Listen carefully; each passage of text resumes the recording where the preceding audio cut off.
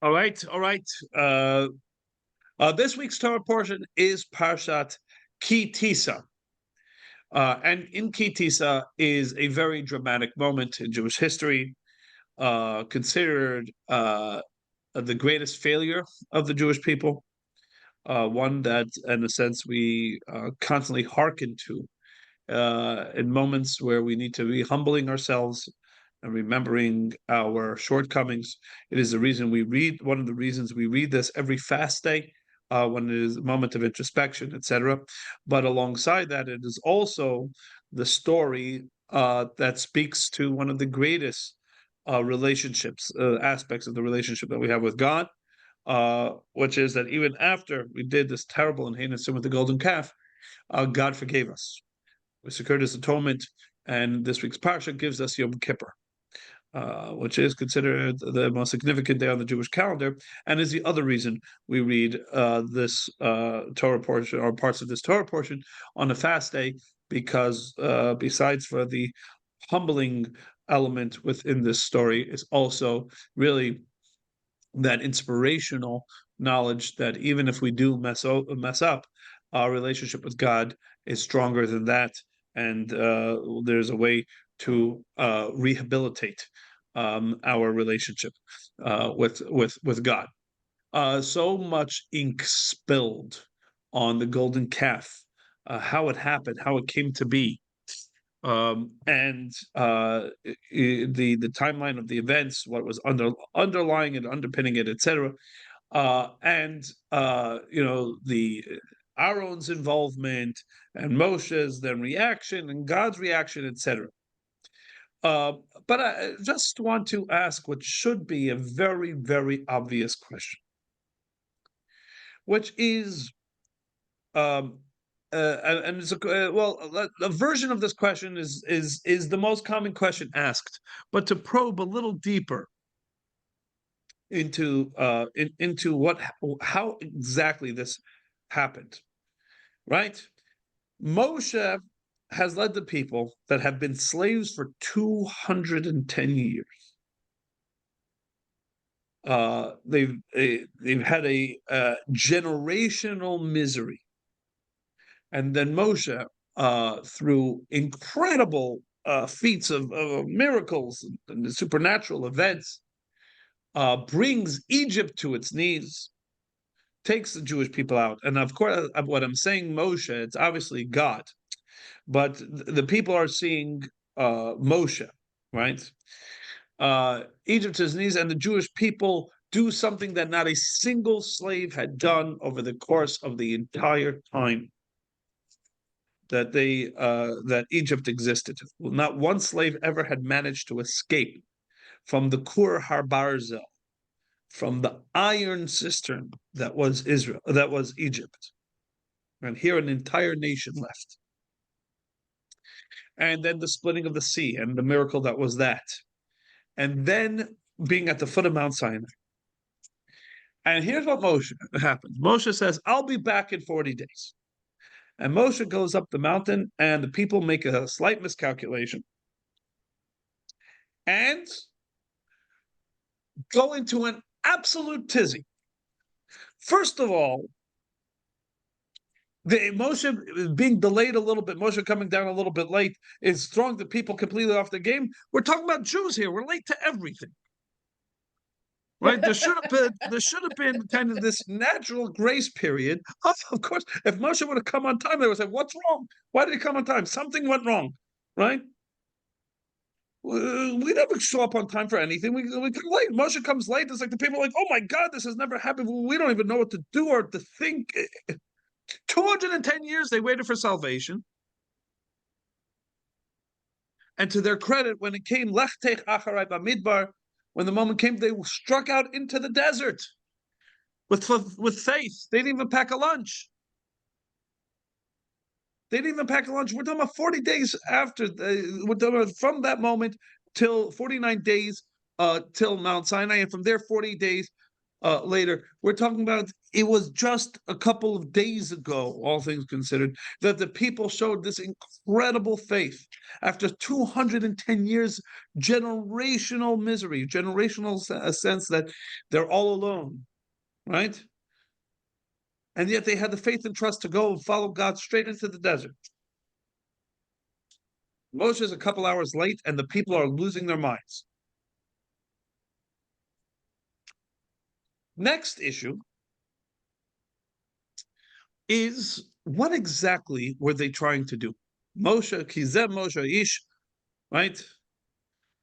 This Moshe that took this Moshe, the man who took us out of Egypt, we don't know what has happened to him, right? And they say, Nasa lanu Elokim, right? Let's make a god. Asher yelchu lefenenu, that will go before us. So wait, what is it? Do they want a Moshe or do they want a God?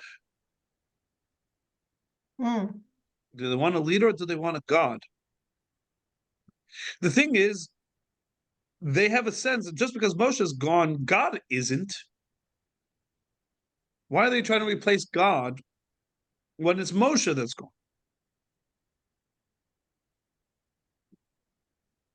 And notice that they don't say Moshe is dead. They say we don't know what happened to him. No patience. Right, no patience. Again, which seems to be uncharacteristic. 210 years they had not patience, right? But they were willing to have faith. Okay, this moment, but God, 210 years, and then God shows up and they believe. A couple hours and they can't believe that maybe something, the Moshe is still coming. And then lastly, and this is actually quite a puzzling question. Moshe's gone and they need a substitute. Let's say even if they figure that Moshe is gone for good and they need a replacement. Did any of us forget that when the Jewish people, before Moshe came on the scene, they had a leader. Leader's name, Aaron. Right, to the point where when Moshe was being, when God tells Moshe at the burning bush, you be the leader, Moshe turns around and says, but they already have one. And it's my older brother. And I don't want to come in and usurp his leadership. He has been there with the people in this in these incredibly difficult situations. Let him be the leader. And God says, Moshe, no, you're meant to be the leader. And in fact, Aaron will have no faribul. He will have no resentment. Rather, he will fargin. Again, that word that we said doesn't really have a good English. I've been talking about that word all week. It just so happens with friends. Yeah.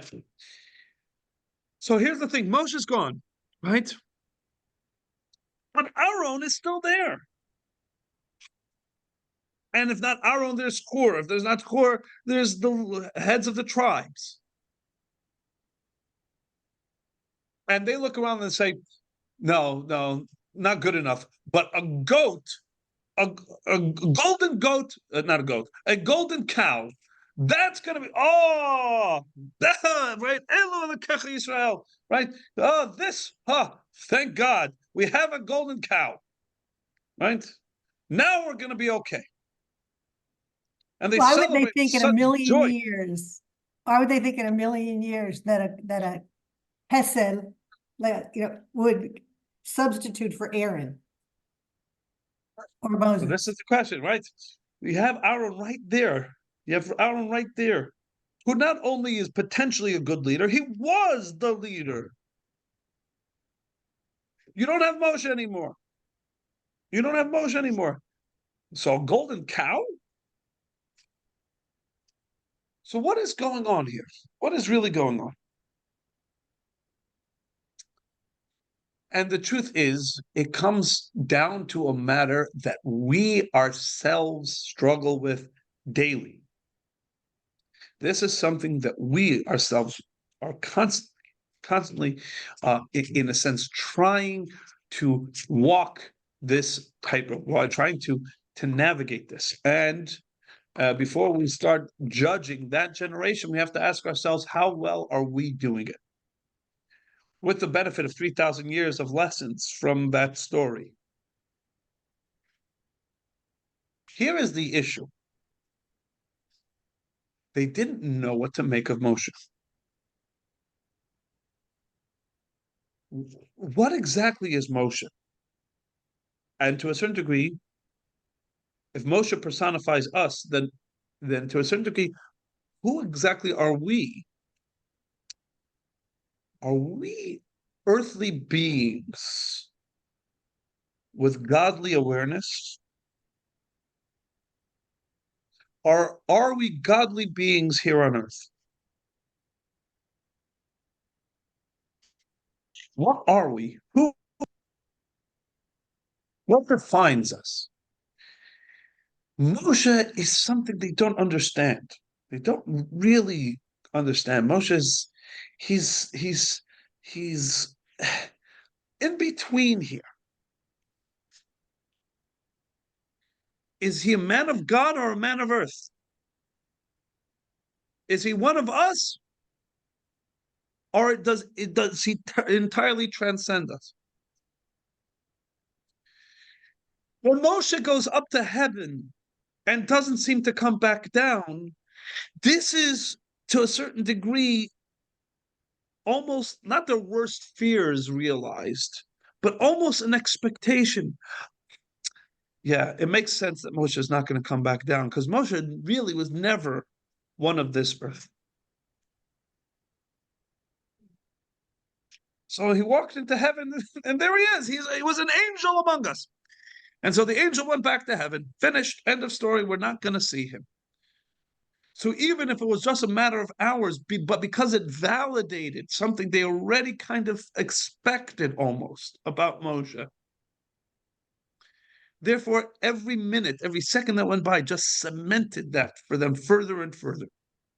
Rabbi, is this what the medrashes say, or what the commentators say? No, this is a kind of an amalgam of yes, but an amalgam of ideas comes from the talks of the Rebbe, from other sources in Chassidut, etc. But and the point is like this: for Moshe is needed. Moshe is needed. This godly intervention is needed when the material plan is not working out. And then we need to go supernatural, busting us out of Egypt, right? God comes in, boom, miracles, saves the day. But now they're journeying through the desert. And it kind of makes sense that heavenly man returns back up to heaven. Because in this circumstance or this situation, what we really need is gold. What we really need in the moments, again, where then where I need God, I need to pick up the phone, I need to call God, I need God to answer, I need something, I need a godly intervention. But when that moment passes, and I'm staring down the barrel of my daily life, that I'm not necessarily looking for a Moshe. I'm not necessarily looking for an arrow. What I'm looking for is gold. It's interesting that the terminology that they say, what they need, they said Nasa Lanu Elokim. All right, they've already been introduced to Yud Kei Vav Kei. They don't say Nasa Lanu Yud Kei Vav Kei. They're not really need a God. You know what the word Elokim literally means? It means a power. We need a power. And for those that are in the know Kabbalistically, the word Elokim has the same numerical value as the word Teva, the word for nature. We need, in a sense, kind of a material power. Why? Because Kizeh Moshe Ha'ish, because Moshe the man, right? That we could have used. We could have used Moshe the man. Moshe the godly stand-in, that the prophet, that paragon of saintliness that we needed to bring down the miracles of heaven, to bring us the Torah, to do all the godly stuff.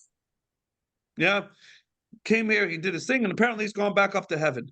But what he's left us with is a void of Moshe Ha'ish. We don't have that man. We don't have that kind of that material power, the force that is going to help us make our way in the world around us. I don't get it. How does gold fit into that logic? Because it's very material. Because gold, right, but it's not. What are you going to do with it? Because we'll trade with the other nomadic tribes. It's more Paula. It's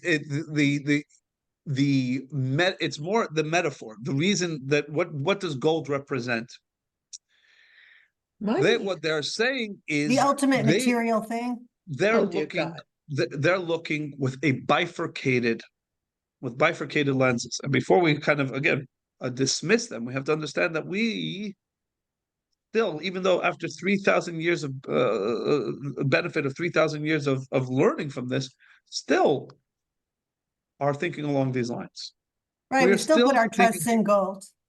We still say, God, I will reach out to you when I will need you in the ways and in the context that I decide is necessary for you. But then there's going to be my walk through the desert. And in the desert, I need gold. Not and Paula, yes, not gold in the like. Who are they going to do business with? More the general premise. They are trying to figure out what does it mean to exist in both worlds simultaneously. To be spiritual beings in a physical world. What does that look like? What does that mean? And do they shift focuses, right? This was God time, and now it's Wall Street time. And that's what they're saying. Kizeh Moshe Ha'ish. The manly aspect of Moshe. We don't know what happened to that. And that's what we need right now. Right now, what we need Moshe Ha'ish. We need Moshe Ha'ish. I go to my synagogue, I pray to God, etc., etc., etc. But then I go to my place of business, and maybe there's something that I'm doing there that is not entirely in line with the Torah. But this is not the domain of saintliness. This is the domain of materialism. And in this, I got to play by the rules of materialism. So I look past Aaron towards a golden calf. Not because I don't respect Aaron. And I will go to Aaron for my Torah classes. And I will go to Aaron for my divine inspiration. And I will go to Aaron when I need God. But now I don't need God. Now I need gold. Now I need gold. And we all live this way to a certain degree. And it's not necessarily a knock. It's not, the point is not to sit there and cut us down on the knees and in a sense to be humble. It's just that this is the godly soul and the animal soul vying. The animal soul, unless you're a really materialistic person, the animal soul's tactic is not going to say you don't need godliness in your life, you don't need holiness or spirituality in your life at all. That's not going to be its tactic. What's going to be the tactic?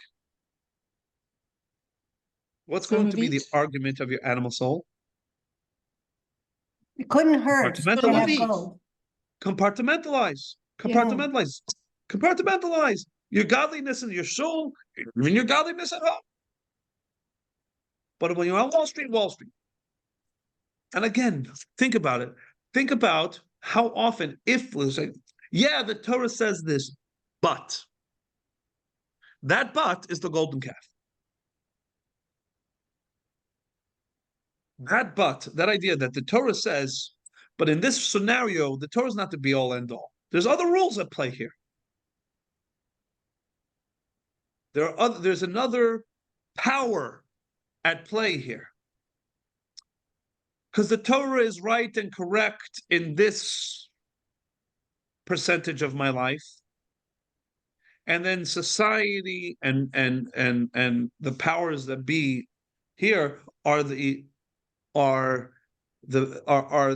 correct. Now it could be, again, had Moshe stayed, they would have had Moshe the prophet and Moshe the man. Moshe showed that he was a very powerful leader. Okay, you could do both. But Moshe went up. Okay, clearly Moshe reverted to his saintly, holy thing. He's back up in heaven. We're expecting heaven is not earth, and earth is not heaven. And Moshe's up there, and we are down here. Now we need the gold. Now we need the gold. And this is a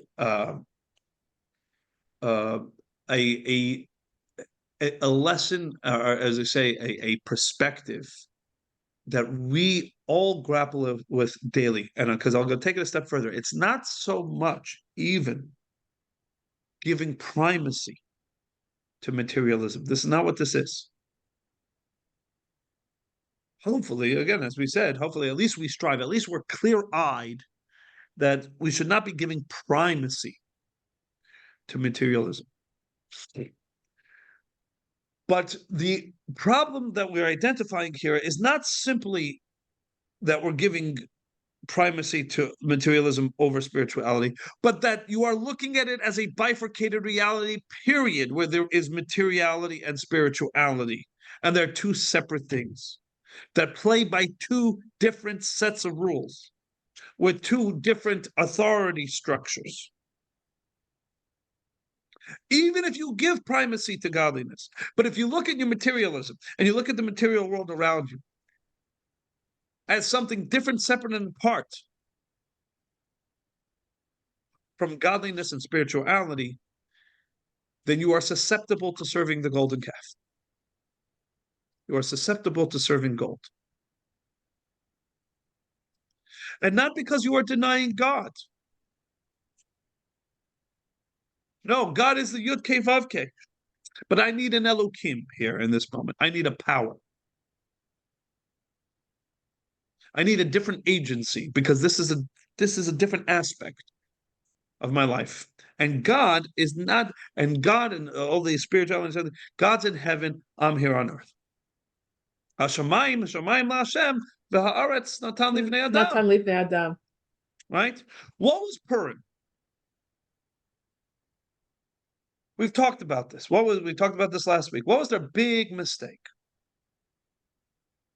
That they enjoyed the feast.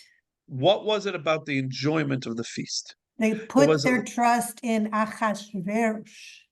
Right. And it wasn't, don't forget, it wasn't that they turned their back entirely on God.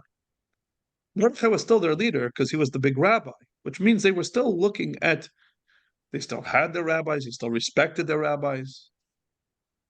It wasn't wholesale assimilation. No, but it's totally lacking integration. That's what's it's to a certain degree they're suffering from what we suffer to this very day, and not just those that are not religious. This is something that the most religious suffer from. Not suffer from, but grapple with and struggle with. And I myself, as well as everybody else, yes, the Torah says, but right, but I got to pay this bill, so maybe I'll fudge a little bit on this, or fudge or that, or take advantage of this, or do a little bit of that. Or maybe I'll polish off the davening quickly because I have to get to work. Whatever it is that in which we establish a bifurcated reality. With God above it all, sure. God is the only real authority. But in this moment, I have to deal with the boss. Rabbi, can I add something that you can say no, you can say it's not on point. I'm always thinking about recency bias and recency. I mean, these were people who had the biggest thing that could ever happen to really a human, but a Jew happened to them, what, a week earlier? Like, that's the thing that's so shocking about what they did. I don't know if you Not were so going to shocking. address that, but Not that's we are addressing that. They are What is not it? negating it. That's the point. They are not negating and denying Egypt. They're not what happened to them and the miracles they experienced. also They're not. seeing God, feeling They're God. not. They're not negating that they saw God and God was manifest. They're not negating God's authority, etc., etc.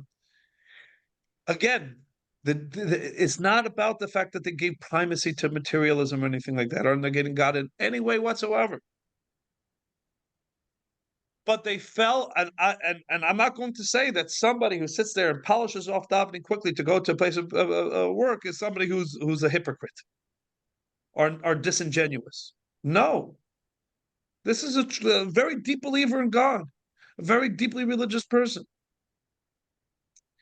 But they are suffering from bifurcation.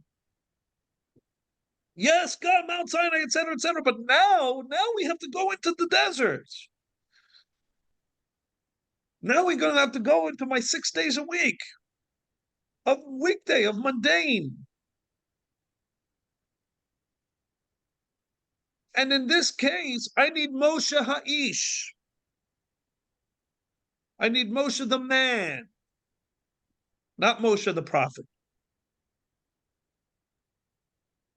Now I need gold. I know I have Aaron, and Aaron will remain a leader. Look, they turned to Aaron, right? They said, help us here. Help us do what? Help us create the golden calf. They turned to Aaron. You're like, hello? No, but we do this also. Rabbi, help me, tell me, what parts of davening can I skip in order to get to work on time? Right?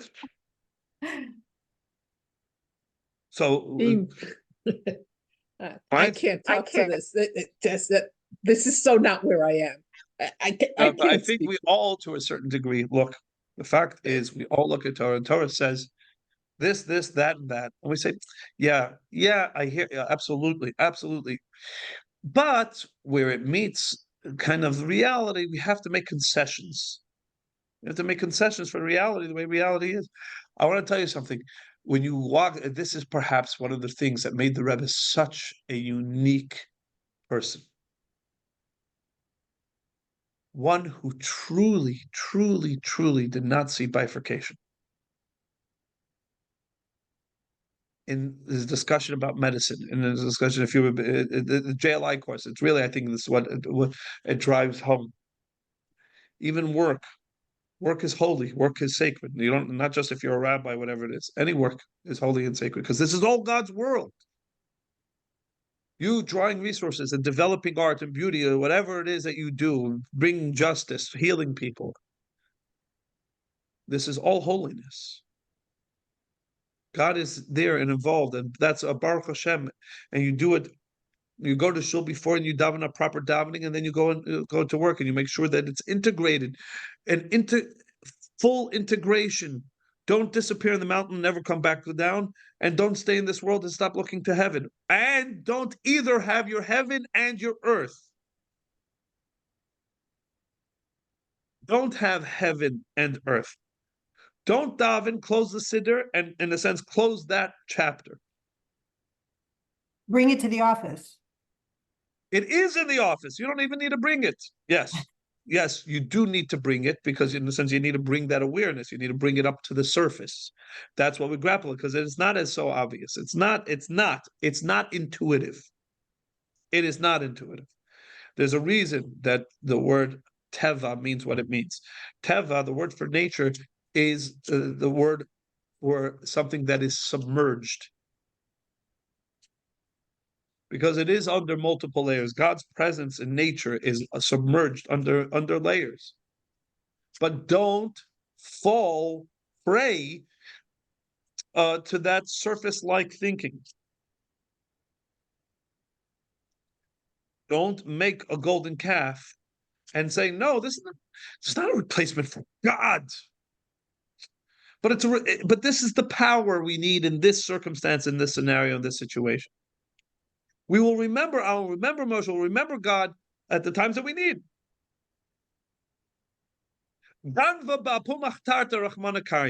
Even a thief at the mouth of the tunnel that he has just dug, where he's going to burrow in and steal from somebody else, prays to God that he shouldn't get caught.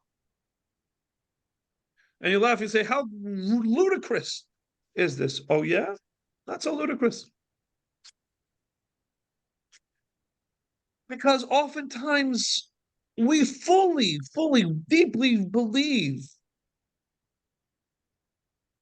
in godliness and God, God's presence in my life, the necessity to acknowledge that presence and interface with God. But we bifurcate. Yes, God is real. Yes, God took us out of Egypt. Yes, God was there on Mount Sinai. We saw it. Yes, Moshe the prophet is emes v'torah emet. And Aaron is Aaron. And we need him. And we will consult with him and confide in him. But right now, in this moment, we need his gold.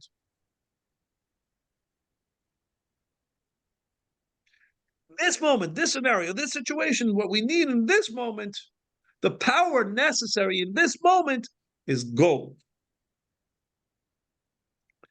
This is the problem, to a certain degree, when people are debating, the Tal law in Israel about yeshiva students serving. We need the soldiers on the front. How are you sitting in the shul? You need the yeshiva students in the yeshiva for the soldiers on the front. Because this is one integrated aspect. God, there needs to be the people studying Torah, and there needs to be the people on the front, and there needs to be both. Now, again, if you have a yeshiva student who's just wasting his time, he's not studying Torah, then why aren't you on the front? But if you think Thank for you. a second, Thank you. Thank you. Thank you for saying that.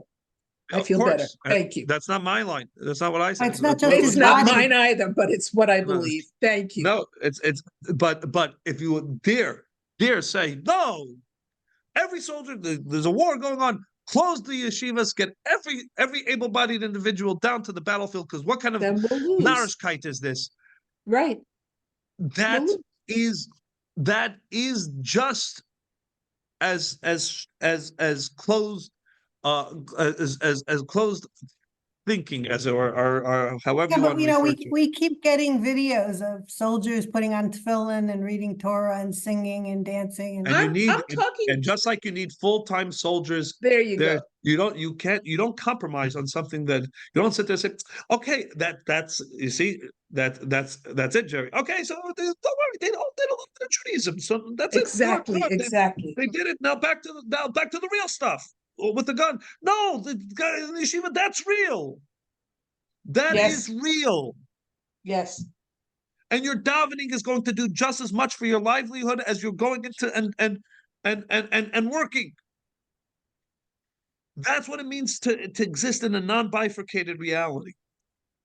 But if it's to you or other people, it's either or. Are you and you have to do a little bit of this and a little bit of that? No. Then what No. what would be your answer to your first question about what are we?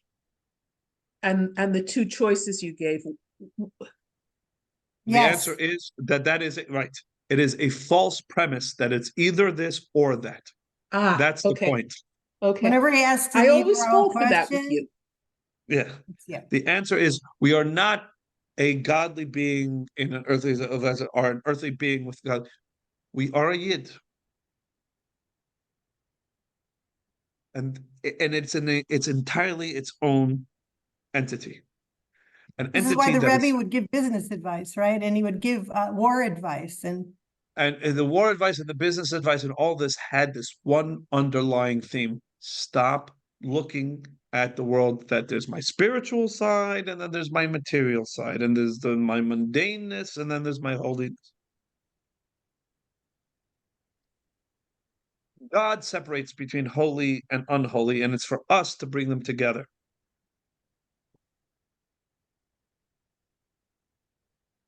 And God made something from nothing, and it's our job to take the something and return it back to the nothing. And in other words, nothing separate and distinct and apart from its holiness. And we're going to work on it now. Now, does it mean that I sit there and I say, okay, if that's the case, I don't have to eat, right? Because I can just sit there and pray and meditate and find great sustenance. No, because that is also an either or proposition. That's saying, I don't need this, I can just do this. No, your eating is holy. Baruch atah Hashem Elokeinu melech haolam borei pri ha'etz, and eat an apple. That's the bringing together. The integration. And on a Shabbos, have delicious food. Delicious? How? Delicious to you. Right? And the Mishkan is made out of gold. Because it's not we're saying, so the lesson from the golden calf is gold, go live on top of the mountain, and no. No. Stop looking at it as an either or prospect. Now, understand that this is the ideal, right? The ideal is to live in this truly non-bifurcated, but it doesn't mean that you can immediately just flip a switch and live in that perspective. And therefore, it's not going to be one of those situations where you can just say, okay, so then everything I eat, I'm going to eat with holy intent, and it's all going to be fine. So I should just press away because no. In arriving here, you need to be a little bit more judicious. And if you feel like you're slipping a little bit too much into material excess or material focus and material indulgence, then you err to the side of more spirituality. First, learn how to regulate yourself so that you can approach the materialism, et cetera, with a proper mindset. Or certain people have a tendency, right? Say, I'm a yeshiva bacher, I'm going to stay a yeshiva bacher all my life, not going to get married, not going to worry about kids and family and all that because that's going to get in the way of my holiness. No. Judaism does not allow for celibacy. Judaism does not allow for divorcing the material.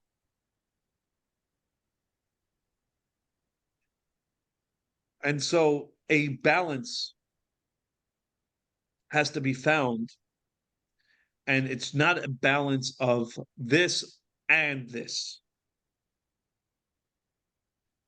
Better than the term of a balance, it's fusion.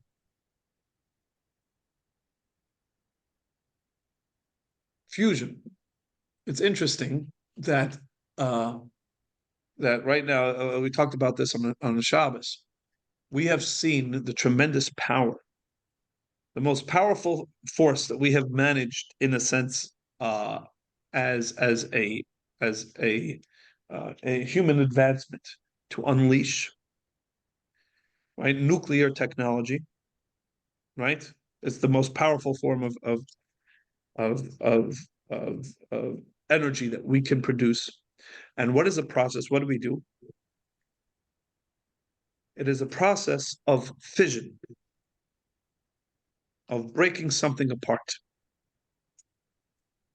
But here's what all the scientists know: that far more powerful than fission is what? Fusion. Fusion. We haven't figured it out, but we're working on it. And they know that exponentially more powerful than pulling something apart is bringing something together. Well, maybe Hashem knows we're not ready for that yet, and that's why it hasn't happened. That we can't handle so it. True. No, but it's or maybe the point is that we should have our eyes squarely focused on aspiring for that, working very hard to achieve. Yes, the answer is until Mashiach comes, we haven't really mastered fusion.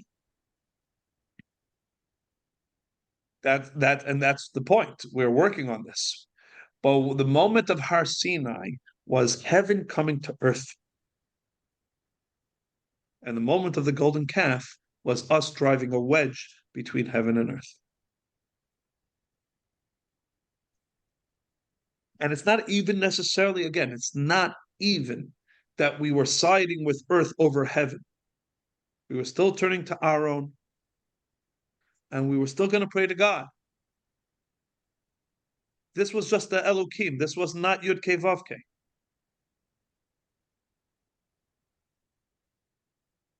But even without devoting our attributing primacy to earth over heaven, the very simple fact that we've bifurcated earth and heaven is denying God his malchut, his sovereignty. Harold Kushner wrote a book, right? Why do good things happen to bad people? Well, bad things happen to When good people. bad things happen. When bad things happen to good people. He writes, and his question is very well explicated, and does it very sensitively, whatever. But his answer falls short. Because what is It's his not answer? random. The answer is Randomness. God doesn't really involve himself in those things. Randomness. Yes, right. That there's in other words, there are little pockets and corners of reality that are outside of the jurisdiction of God. And So that God gives is, that gives him peace. That's amazing. That thing would give him peace. That there are parts right. that God is not in control of. No, but it makes him more not necessarily at peace with the circumstance.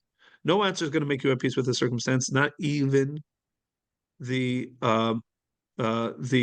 actual the correct answer. We shouldn't be at peace with the circumstance. There's pain in the world. There's pain. People are suffering, etc. But it gives him the ability to be at peace with God the way he sees God. He says, well, here's what I accept about God. God is omnibenevolent. I need that God should be entirely kind. Otherwise, it's a very cruel existence. If the big kahuna is a nasty being, that's a world I don't want to exist in. So we accept the premise that God, this is I'm speaking for Al Koshin, and of course I really shouldn't, but what I'm saying is to a certain degree what you can draw from it is, so God needs to remain, as per Yiddishkeit, omnibenevolent. But then how do bad things happen? Bad things happen because there are certain elements within the existence are outside of the realm of his control. So if he not and then not necessarily that he can't, but he chooses not to, or whatever it is. The bottom line is he does. God doesn't get involved in the nitty gritty, and so these things happen. How whatever it is, whether he can't or he won't. But the point is he doesn't. There are aspects outside of his involvement, outside of his jurisdiction, and so therefore those bad things that happen, it's not his fault. Had he had a say in it, he would have said this shouldn't happen. So it gives him the ability to make peace with a God that he says is supposed to be good, and this is a bad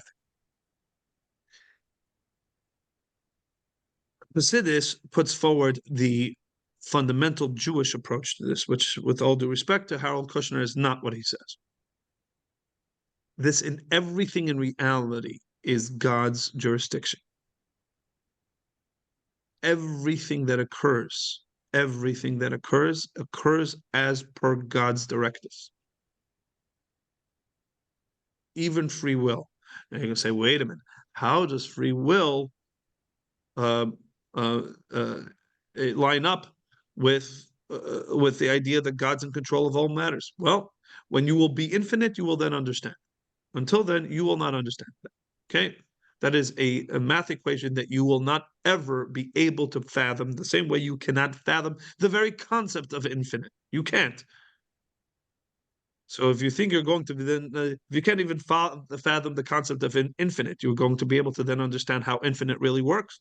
No. So make your peace with the fact that you're not going to know everything.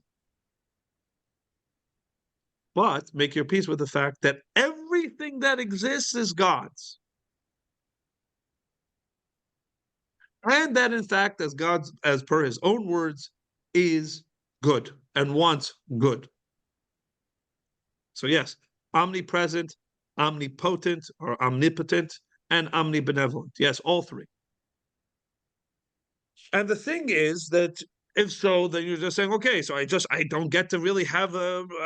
So what you're basically saying is I shouldn't try to understand anything because nothing's understandable. It's all infinite. And it's all no. Saying is, to the best of your ability, exist in the space with whatever it is that you're interacting with is potentially godly.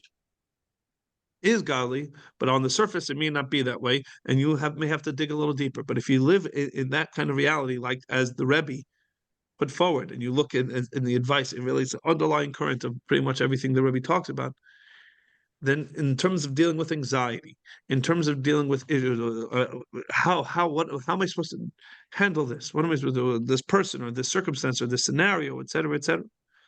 And the common refrain through all of it is Gamzula Tova. Why? Mm. Why? Because that's reality. Because everything is God's. There's no oopsies. And God takes no pleasure in your suffering, even if you have wronged him. Like a parent takes no pleasure in their child's suffering, even if their child has wronged them. A parent doesn't take revenge on a child. A parent punishes a child, but that's actually for the benefit of the child. And a child that's smart enough, after the kind of the angst of the moment wears off, they actually are grateful to the parent for this.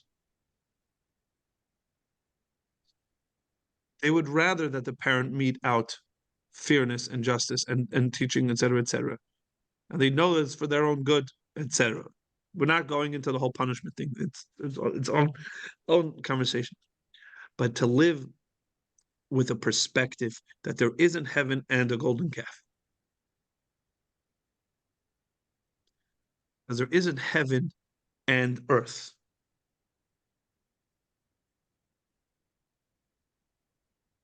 All Malchut Shaddai.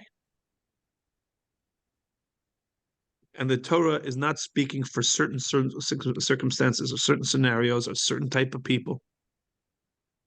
The Torah is speaking for everyone, everywhere, and always.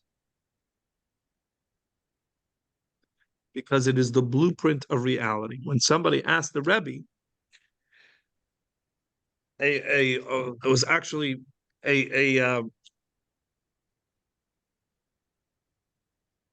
try to remember the official title. This was a very prominent person with a very prominent position in the Jewish world, and came to have a conversation with the Rebbe, and challenged the Rebbe.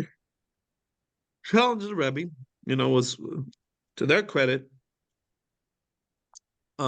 they felt comfortable enough.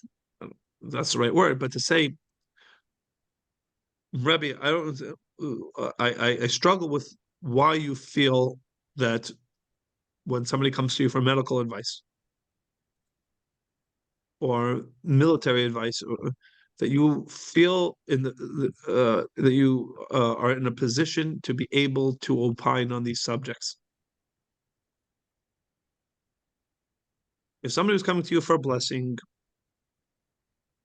somebody was coming to you for spiritual advice, if somebody was coming to you just as, a smart man, so no, but they're coming to you for advice that they will deem near infallible. And you will advise them about medicine, about engineering, about military. In absolutist terms, do this, right? And don't do this. All right? It's a reasonable question. It is a reasonable question. So what's the Rebbe answer? And the Rebbe did not dismiss the question. The Rebbe answered the question with the same gravitas with which it was asked. And the Rebbe said as follows: when you're building a building, you have the contractor, right? And the contractor has a whole bunch of subcontractors that work under him, right? The electrician, right? And the plumber, right? And the HVAC guy, etc. And the contractor tells the plumber what he should do, and tells the electrician what he should do, and tells the HVAC guy what he should do. You turn around and say, wait a minute. The plumber is the expert on the plumbing. The electrician is the expert on the electricity. The HVAC guy is the expert on airflow. And the contractor, who is not an expert on any of them, is telling each of these people what to do. Because he sees the whole picture. Because he is reading the blueprints. The contractor says, yes, correct. I'm not a master electrician, and I'm not a master plumber. But I know how to read a blueprint. And I read the blueprint, and I instruct the electrician based on the blueprint. And I instruct the plumber based on the Rebbe says, I don't know military, and I don't know medicine, but I do know how to read the Torah. V'istaka ba'oraito bara alma. God, the Torah is the blueprint of reality, not just of spirituality. It is the blueprint of reality. And as much as I can interpret what the Torah is saying in the field of medicine, in the field of conflict, in the field of engineering, in the field of whatever it is, I can speak with a certainty because I am understanding what the master architect had in mind for all these fields of that all are his. The same way that it makes sense that somebody who is privy to Torah will know what to do about milk and meat in that field, then it makes sense also that they should have a sense of what to do when it comes to medicine. Now, it doesn't mean necessarily, of course, you still need the electrician. So if so, why can't the contractor do everything? No, it doesn't mean that studying Torah turns you into a master electrician or to a doctor. No, nobody came to the Rebbe for surgery. Rebbe performed 0 surgeries. But the underlying principles is something the Rebbe would have a better grasp of than the doctor themselves. And that is why many a great doctor did come and seek the Rebbe's advice. And many a great psychologist did seek the Rebbe's advice. And many a great educator did seek the Rebbe's advice. Very good. And many a great general did seek the Rebbe's advice. And understood that the Rebbe understood the Rebbe's instructions like a subcontractor understands the contractor's instructions. I'm worried about this a little bit because, believe it or not, even me, believe it or not, I can believe this about the Rebbe. I can believe this about Baba Sali. I can believe what you're saying about certain individuals. I'm afraid because I have faith in their connection to Hashem and to Torah. And that I believe it's unique. Oh, I don't because it doesn't. Contractors are not infallible. There's many a bad contractor who thinks they know how to properly read, or etc., and don't properly read, right, the document. Now, obviously, when it comes to contractors, it could also be that the architect is fallible and the architect makes a mistake. But there are many people that assume they're reading the Torah correctly, and with arrogance or hubris or misguided, whatever it is, read incorrectly, and so one has to be very careful with. But the idea is not so much about that we're giving a stamp of approval to every single person who has ever studied Torah, and that they are sagely. We're saying that it is not ludicrous that such a concept should exist, that somebody who properly knows how to read the blueprint would then have insight in everything that exists in God's world.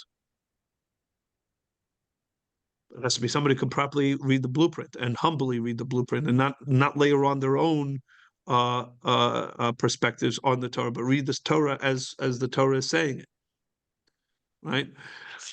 But when you go with that, all of reality and gold, including gold has value. Gold is important. Gold could be holy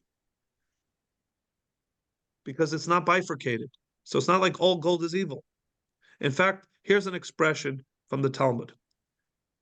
Tzaddikim love money. love money more than they love their own lives.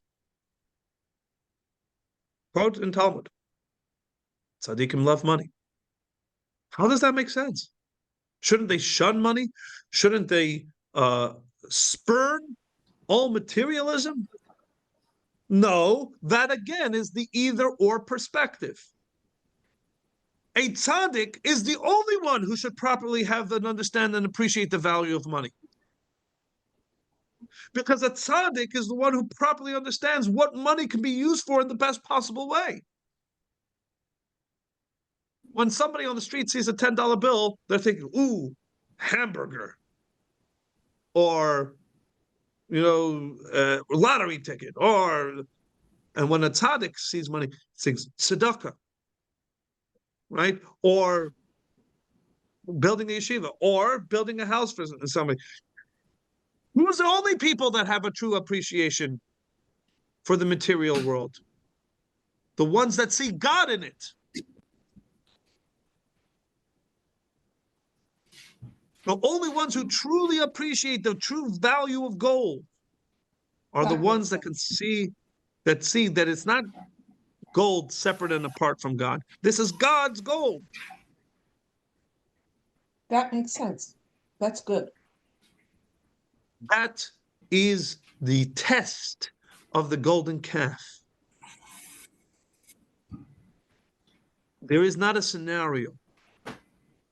There is not a scenario where gold trumps Moshe. Right. It's not a scenario where you need Moshe the man and not Moshe the prophet. And there's not a scenario when your own life you put, in a sense, your relationship with the divine, with God, and with the Torah aside to shift into a different persona. It's one and the same, and it is a struggle to achieve that. But that's the lesson from this week's parsha. Wonderful. All right, everybody? Thank you so much, Wonderful. Rabbi. Thank you. Wonderful. All right. Have a good Shabbos. Good Shabbos. Thank you so much, Rabbi. Have a good Shabbos. You as well. You as well. Next Shabbos, I will not be here. On Zoom. I will be in the Holy Land.